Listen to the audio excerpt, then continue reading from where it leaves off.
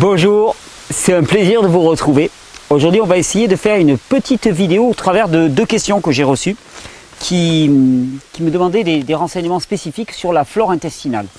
Question sur les céréales, question sur comment restaurer sa flore intestinale. Je me suis dit ça vaut le coup, plutôt que de répondre spécifiquement aux deux personnes, d'en faire une vidéo courte, je l'espère. On va essayer, vous savez, les formats courts ici c'est un petit peu difficile, mais de faire une vidéo courte sur la flore intestinale. Alors je vais vous lire ces deux questions. Je vais taire le nom des personnes parce que je ne leur ai pas demandé si elles voulaient que je les cite.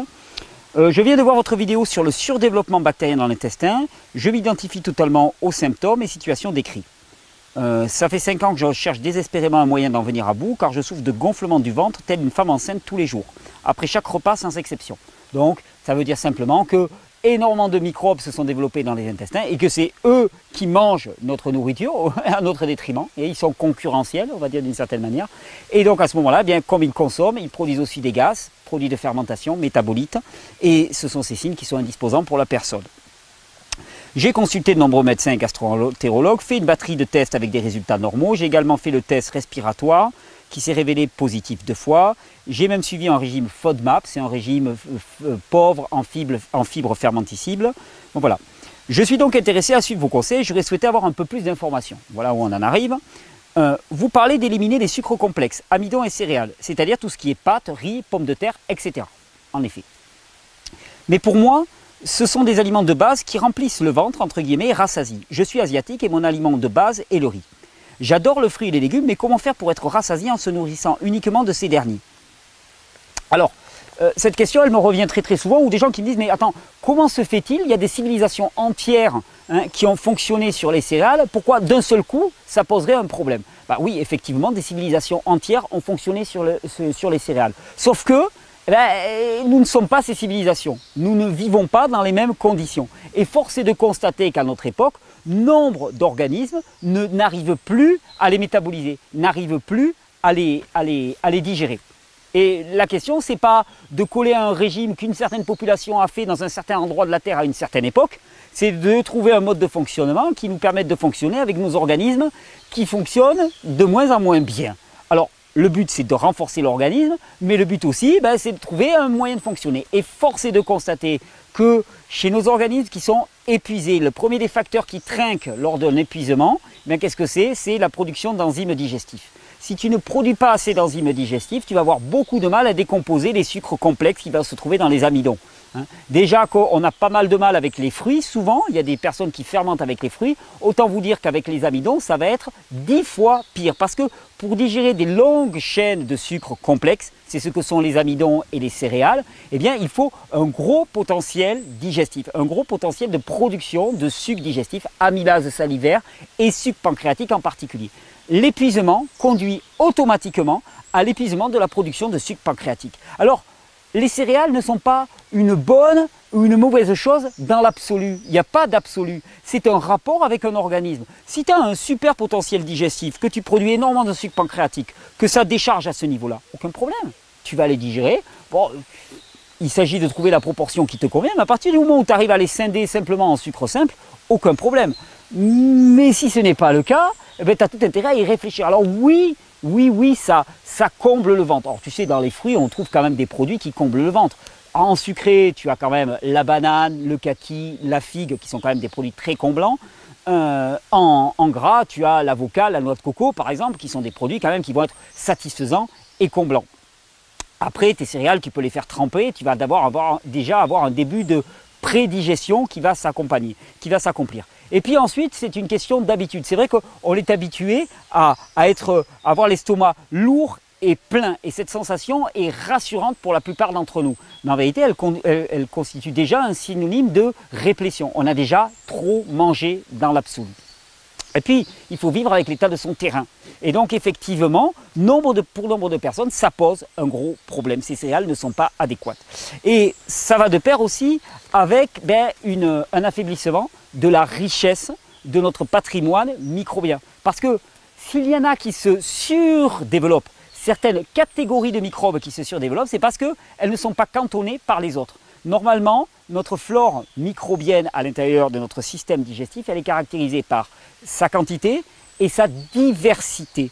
Or, à coup de stress, à coup de pesticides, à coup d'antibiotiques, à coup de fongicides, à coup de tout ce que notre belle alimentation moderne et notre mode de vie rêvé nous a apporté, eh bien à force de coups de butoir de ce type-là, eh bien qu'est-ce qui se passe? Eh bien notre flore bactérienne, elle diminue en quantité et surtout en diversité. Et si elle diminue en diversité, eh bien il peut y avoir des produits opportunistes, des bactéries opportunistes qui sinon auraient été cantonnées et seraient restées maîtrisées par les autres, puis d'un seul coup, se surdéveloppent et surprolifèrent. Toujours pareil, hein, quand dans un système, hein, il y a un paramètre qui disparaît, eh bien les autres, ils explosent. Hein. Détruis les champignons avec des antifongiques à l'intérieur du corps humain, tu vas avoir une explosion bactérienne. Détruis les bactéries avec des antibiotiques ou des antibactériens, tu vas avoir une explosion des champignons. Le vivant ne fonctionne pas au hasard.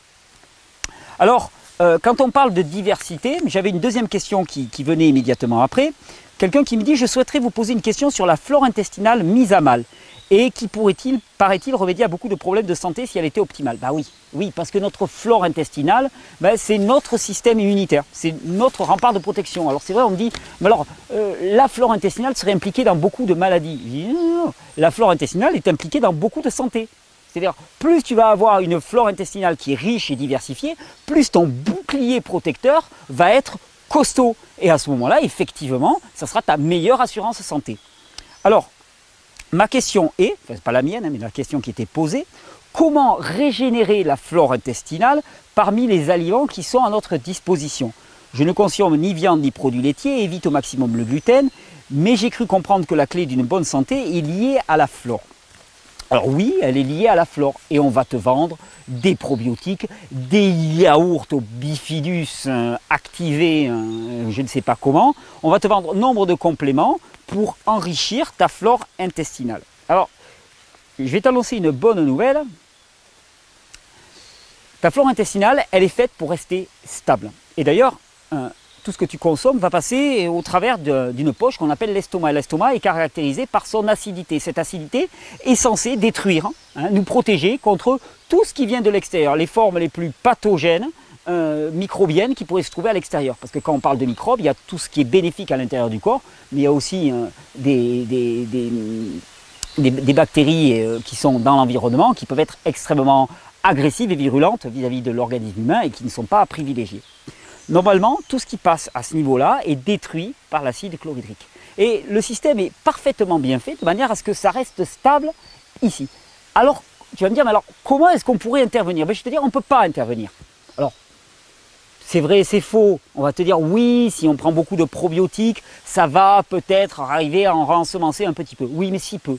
Si peu, et il y a tellement d'efforts et tellement d'argent qui est investi pour si peu de résultats. Mais ça, c'est l'une des caractéristiques de nos systèmes humains actuels. C'est leur inefficience. Énormément d'énergie, énormément d'input, comme diraient les Anglais, pour très peu de résultats, pour très peu d'output. Mais en même temps, c'est le but, puisque si le but c'est de vendre beaucoup plus de produits, il faut qu'ils soient inefficaces. S'ils étaient efficaces, ça ne marcherait pas. Alors je vais te dire, le meilleur moyen de restaurer ta flore intestinale, la tienne, pas celle du voisin, pas la même que des milliers de personnes qui vont prendre les mêmes probiotiques, dans lesquels il y a 14, 16, 18 souches, alors que toi tu en as des centaines et des centaines de souches. Donc c'est une signature qui t'est individuelle. Alors tu vas me dire, mais si ma signature est individuelle, comment est-ce qu'on pourrait la réensemencer avec quelque chose de global? Ben non, ça ne marche pas. Par contre, il y a une chose qui marche. Laisser un phénomène fabuleux à l'échelle du corps qui s'appelle l'homéostasie, rétablir de façon normale ta flore intestinale. Ta flore intestinale, elle est le reflet de ton environnement et de ton mode de vie.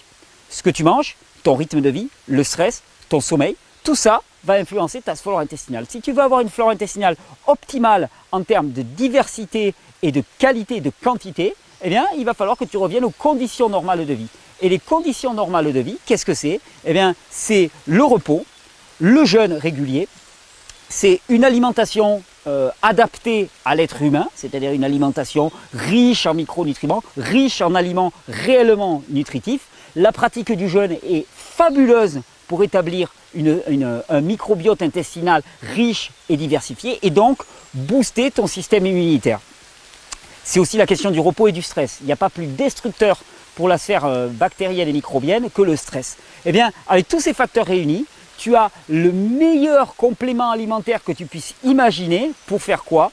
Booster en termes de qualité et en termes de richesse et de diversité ta flore bactérienne spécifique.